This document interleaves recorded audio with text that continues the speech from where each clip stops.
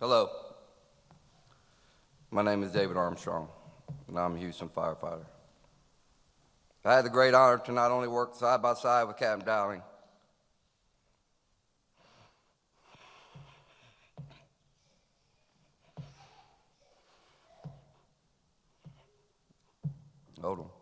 at two different stations,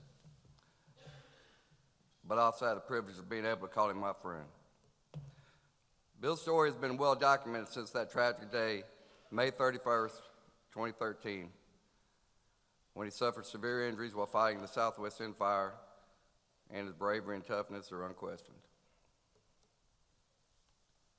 I met Bill at Station 12 on A shift in 2001. Where I drove the engine, he was a firefighter with a bad case of attention deficit hyperactivity disorder. Trust me. He had to be doing something all the time, and he could not sit still. And believe me, I knew when he forgot his medicine. Station 12 is a small house, and it wasn't big enough for Bill. I came from Station 19 on the B shift, and it's a district house. It's a lot bigger. It's about 4 times as big and has twice the amount of people in it. So I told Bill if he ever got a chance, he should transfer there. He finally got that chance, and he took it. He transferred there. A year later, I transferred back to 19s, and we've been friends and together ever since.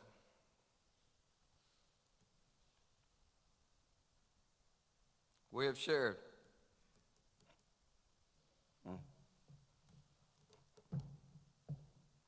with each other our thoughts, our feelings on life, our families, our past, and our futures, and our dreams.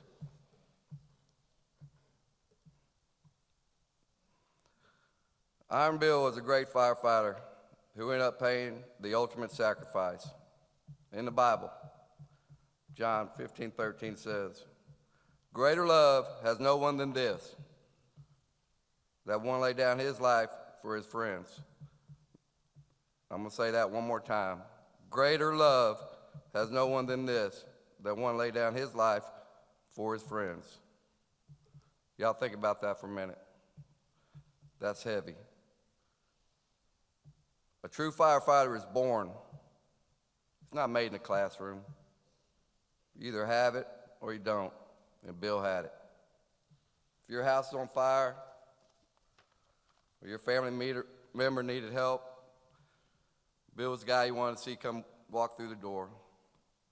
But Bill was much more than a firefighter.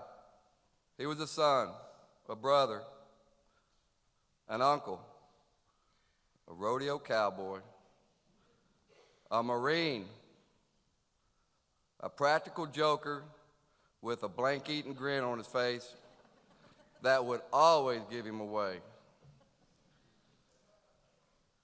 He was also a great husband to the love of his life, Jackie, who, by the way, is a saint. He was a great father, the kind of every kid should have, to force, faith, and foster. If I only had $1 for every time I heard one of their names or heard him talk about one of their games, I would not have to be worrying about my pension.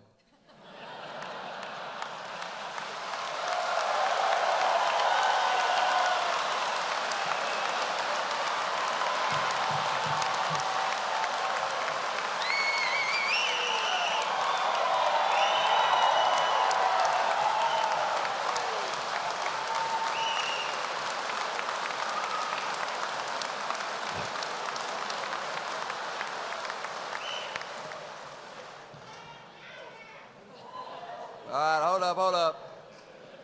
We're just getting started, right? I'm not going to go Uncle Tony. All right. Bill was also a great man of God with great faith who truly believed and helped others who might have fallen asleep on their journey. Jackie told y'all about the prayer book. Guess whose name was on it? She told me, and he knew I needed it. No doubt. I spent a lot of time with him after the accident, time at the rehab, or just time at his house. We even went to see Willie Nelson at the Redneck Country Club.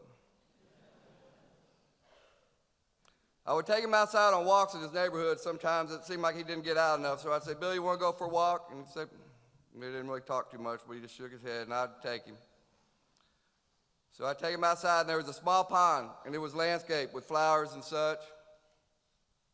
One day I thought while I was looking at a rose bush that Bill should smell it. So I picked the rose, and I put it up to his nose, and I said to him, "Hey, Bill, can you smell that?" He shook his head no. So I pushed it basically up his nose and asked again, "Bill, can you smell it?" He said no again. And he looked at me crazy, and he pushed it away with his hand. He just pushed me. And I was like, "Bill, you should take time to smell the roses." Well, several weeks later, I was talking to his son, Foster, and he told me Bill couldn't smell anymore. I never knew that. Sorry, Bill. I have many, many, many more stories, but we're not going to go there. We'd be here all day. But what was up with that tattoo on his back?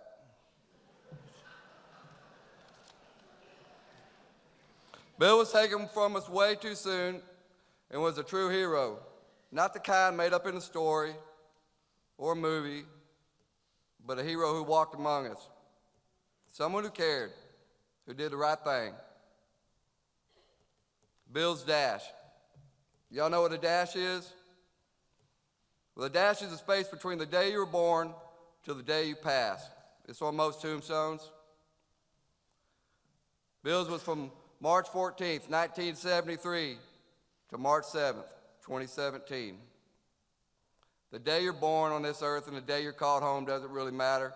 What matters is what you do in the dash. The time between.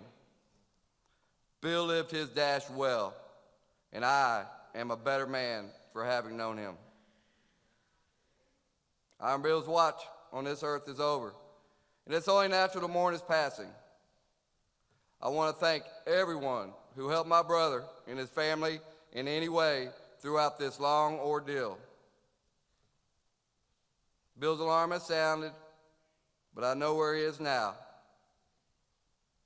And his pain and his suffering are over. He's with God. Captain Renaud, EOBB, Firefighter Garner, and Firefighter Sullivan, and they have a par.